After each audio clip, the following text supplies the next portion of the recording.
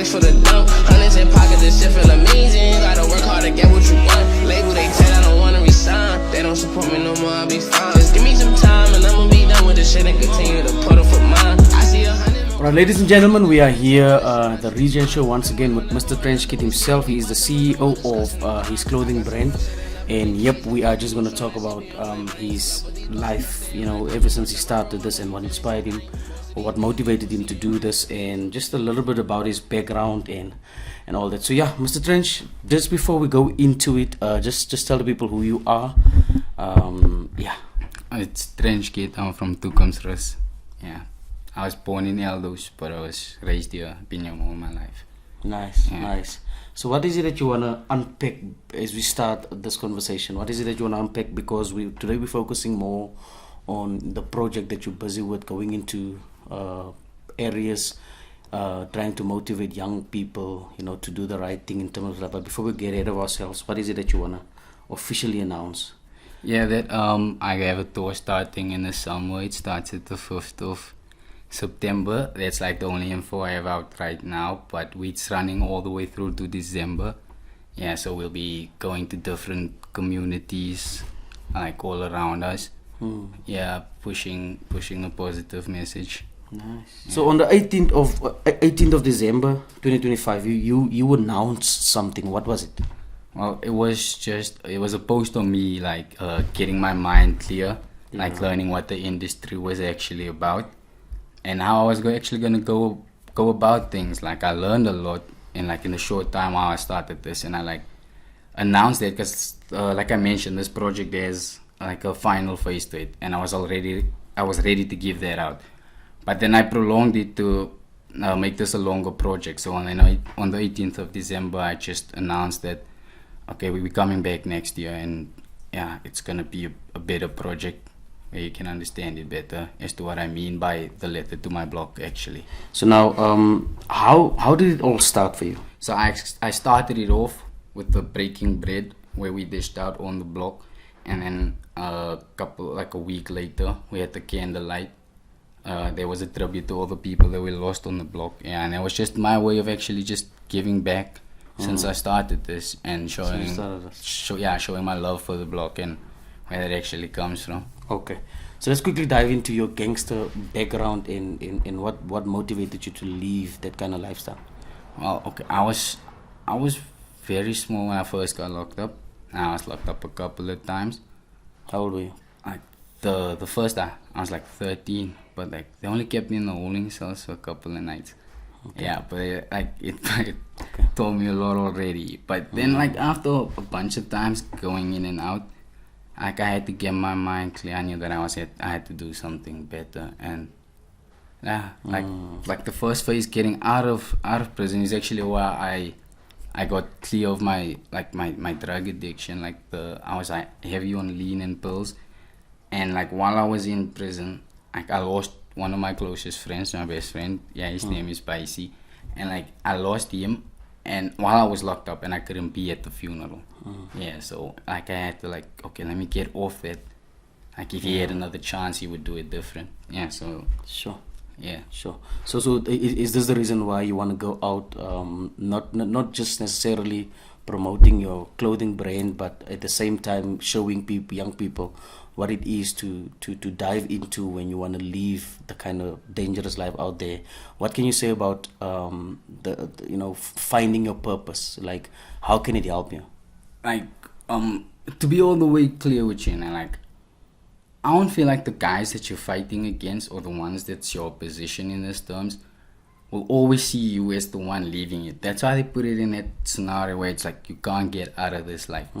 But it's never too late. I always feel it like that. I don't care what the other side thinks, if they're gonna be okay with me trying to leave this. Yes. But if my side are like really actually my brothers, they wouldn't even question if I'm trying to do something different. And I feel like that's the love I got on my side, and it was like me doing that wasn't even a problem to nobody. It's just me wanting better. And like I'm after that, like I found my lane and I'm trying to do better in that lane. And like I'm trying to put it out there for everybody that they can find their lane. It doesn't necessarily have to be clothing or anything like that, but you can find your lane, and it doesn't have to be something bad. Yeah. What's the one thing that keeps you going? Because I know it's not an easy thing, especially trying to put out a brand. Besides you doing this project, there's a lot of ups and downs that you'll have financially and all that. What keeps you focused? Because at some point it was easy for you to get money. It was almost a better life than now. What keeps you?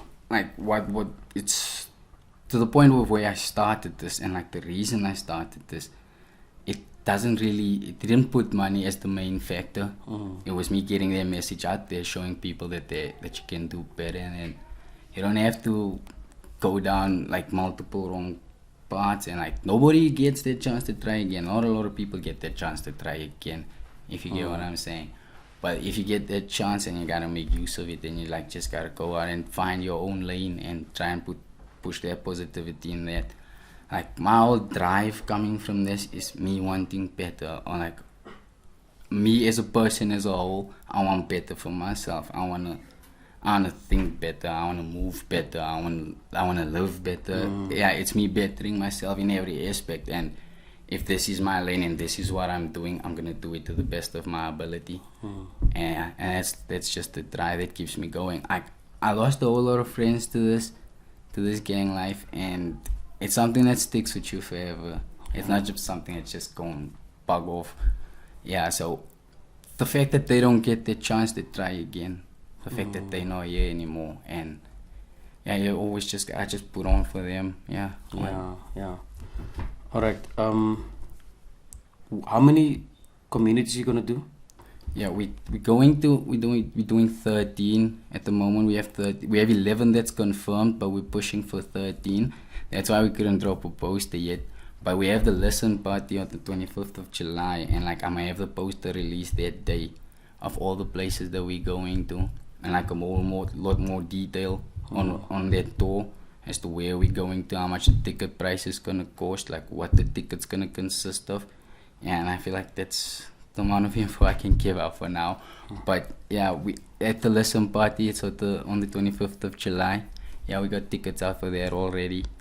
Yeah, and yeah, we'll just be putting on for that, and I gotta have more info on the tour dropping for them. But for now, we got 11 communities that's confirmed, and we confirmed that we're starting on the 5th of September. Yeah, and we're running it all the way through to December. You're starting in Tukis? No. We're not starting. We're starting in Eldos. I can give that one off. I think I can give off the first place. 5th of September is Eldos. It's the secret. No, it's not a secret. It's just like places aren't out yet. Like I didn't have like full confirmation yet on all of them, but I have 11 now. So when I do get I want to do 13. So when I do get the 2 other communities, like I can drop the poster. Yeah. It's like I feel like if you go all over social media, you just see a lot of people continuously just posting stuff about trying to get this gangsterism to stop. And just to be fair, like no on nothing, but people that be posting this stuff is now people that's in this life. So I feel like for people on the outside, it's not people that are in the gangsterism life. Yeah, they don't have experience of yeah. So like they the ones that be quick to say that, yeah, let's leave that without knowing like what it's like doing this or living like this. Okay. You feel it? So do you mean they won't be able to help anybody, or no, have an impact like you? No, not like that. No. I'm just saying like people are just posting, like that's the only action towards it, saying that we have to stop it. Okay. Not that people don't do. Yeah, there's nothing actually happening. So this is me trying to do what I can, and I'm not just doing my block. I'm not just doing my hood. I'm trying to go out there and put the message out there for everybody to see that. Just find your different lane, find your own lane, and do better. So that's me trying to do what I can to tell them like I lost my friends to this stuff too. It hurts every day. It's not like you stop missing them or anything, but I feel like the only other outcome is death or jail. And so the whole thing led to my block. It does start with the block, because on the block is where I learned everything. That's why I grew up on that block. Like I learned everything right there. I was selling on that block. I was shooting dice on that block. Yeah. Did too much. Huh? Yeah. So like it's all from there. So then it's all coming from the hood as well, because it's not just my block experiencing it. Like the whole hood is like that. And another thing is like me trying to get away from this stuff is it's because it's turned into a trend. Like the whole gangsterism isn't what it was, if I could put it that way. Street life isn't what it was. Like we had reasons for doing this stuff. There was reasons you would go out and rob and try and get money in illegal ways. There was things you had, but now like I said, I had a conversation with Mr. Oliphant. Yeah, he's a teacher, and he mentioned that the schools are so filled with so many boys that are gangsters and lifting gang signs and stuff, and you have to put it like it's really just a trend, because you probably don't even have to do none of that. Yeah. You probably get home and your mama gonna check if your schoolwork is done. It's not, but the moment you get out, you probably have to ask permission to leave, to go to your friends, but when you do get out, then you want to start popping pills and drinking lean and lifting gang signs, and it's just turned into that trend, and it's not needed for you to do that. Like, I think at some point when we spoke before, you mentioned it also started because you're struggling at home, and then you have to go out and see what you can get as a for your family and so on, and then automatically it looks like you part of gangsterism, because it has to go with, you have to have a gun to rob somebody or whatever. But then is that what you mean when you say it didn't necessarily start with just being gangster, killing people? No, it wasn't. Never, like it started off with fist fights. This starts off with fist fights before it gets there deep. Before the whole beef grows, it starts off with fist fights. So all stuff. So what would cause the fist fight? Like any altercation, or is it just like a random altercation like that? Yeah, but then it starts off with fist fights or anything like that. But it grows so big, like the trend to hate one another, hate your own kind. I feel like that's the trend that they're trying to put out there. So how is it different? How is a fist fight different from?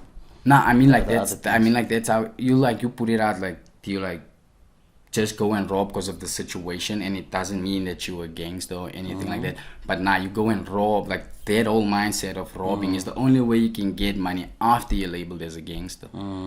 That's the thing. Like once the label is put on you, that's when you go and rob, because that's the only way you're gonna get money after that. You're already kicked out of school.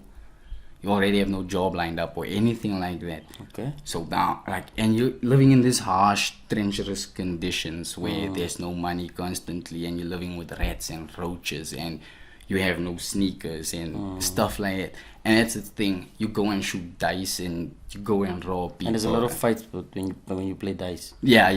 And people it's fight stuff over that money. stuff like that. And that's when it starts growing to constantly fighting with people, and it growing big. Sometimes you choose sides, and then groups and names. Stuff like that, and it just grows all the way bigger. So for me, I feel like the people that normally start the stuff, or as they would put it, like the people that's grown in this stuff, or the mafias or anything like that, it's like people that's not even interested in this stuff, if you look at it that way. But then you have all of these little boys running around and doing all of this. That's why I'm just saying it's like just this trend put out there to hate your own kind, and it's not even supposed to be like that. That's what you mean when you say it's not what it used to be. Yeah, it's not what it used to be. It's not what it used to be at all. Yeah, I get you. Like even on personal things that I can't speak on the street life, that I can't even be loud about, has changed in the streets. It's like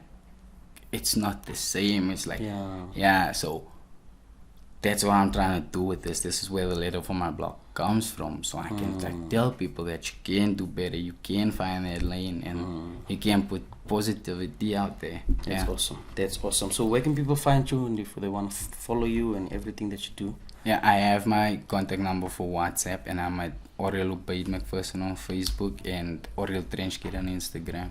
Nice. Alright, so since we are just focusing on the project for now, I hope you'll be able to come back. We can talk about your life ever since you were 13 years, maybe a little bit before that. We want to find out the details and maybe bring some more perspective on what you spoke about, you know, what gangsterism actually is, and how people don't understand sometimes. But it was awesome. I'm just glad that we have somebody like you in the community, and I hope you're already inspiring a lot of young people out there. Mr. Trench, without wasting any time, is there one last thing that you want to just say to somebody, even if you can look into the camera, speak to a 13-year-old young man that might see this? What is it that you want to say?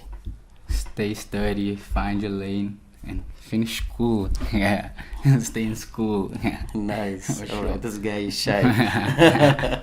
Awesome. Thank you so much. All right. Yeah, See you thanks. guys. Don't forget to like and subscribe. See you on the next episode. Tango. To my block. Why you do me, shit don't stop. I ain't lying, no, I feel for the trenches. Had a move, I spent some bills on the trenches. This a letter to my block.